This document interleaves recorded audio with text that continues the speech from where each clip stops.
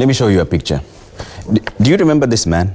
So as the rains continue wreaking havoc in many parts of the country, a man who was trapped at 14 Falls in Kilimambogo area in Thika, that's in Kiambu County, was on Sunday rescued by police using a helicopter. Vincent Musila had been stuck 3 days since from Friday after he was swept away by floods while fishing there.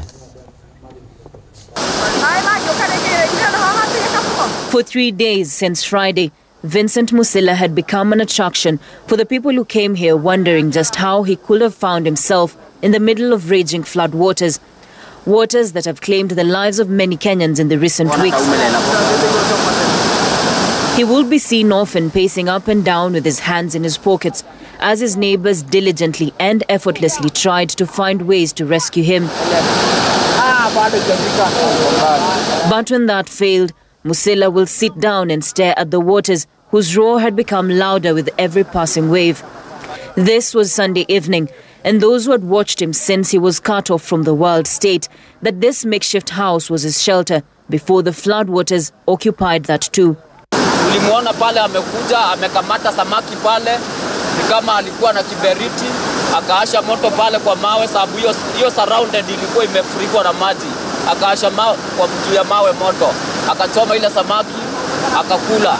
But as time passed by, with every effort proving futile and with the volume of the waters increasing, the despair that they would watch Musila's life licked away was reversed when police on a chopper came to his rescue.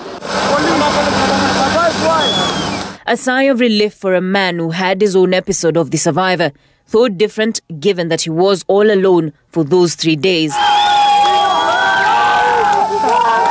But how exactly did Vincent Musila find himself stuck at 14 Falls in the first place? Pale nilikuwa nimeenda kuteka samaki.